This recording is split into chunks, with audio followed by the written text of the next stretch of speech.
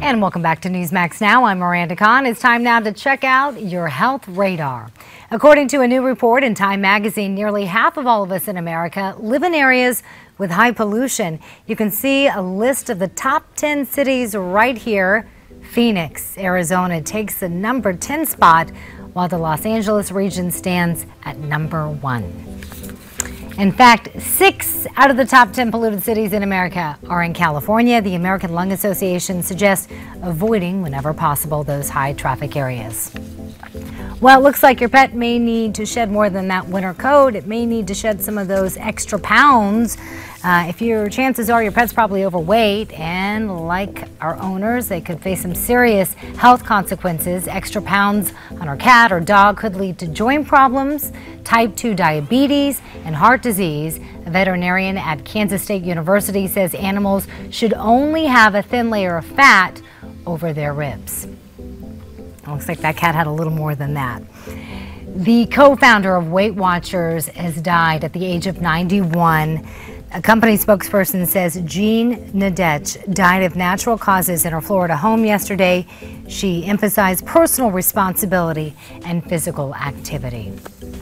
Health experts at the University of Reading now say organic milk, although it may seem like a smart choice, might be lowering your kid's IQ. That's because milk treated at high temperatures has less iodine, and most iodine in people's diets comes from milk products.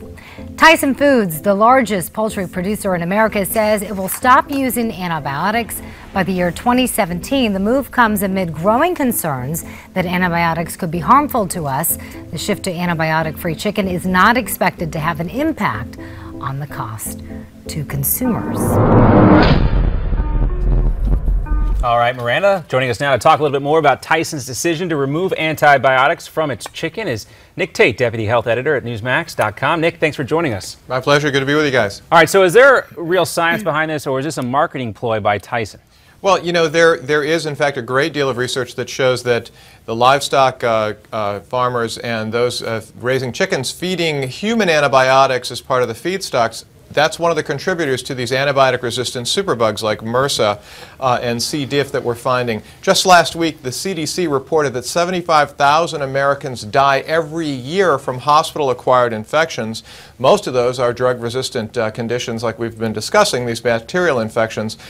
2 million Americans are affected. So the idea is getting those antibiotics out of the feedstocks for chickens and poultry could, in fact, have a pretty significant effect, and that's at least the hope. In fact, now they also have this entirely new classification of these types of viruses, right, that are actually just acquired in hospitals. That's right. And the problem, you know, the old joke or the old saying is that a hospital is no place for a sick person. This is one reason why, because many people go into the hospital and they come out with infections, or they actually stay and are treated for infections they pick up there, and they're easy to contract. The problem is that many of the drugs that have been used for decades to treat them don't work any longer. So that's an entire classification that's different.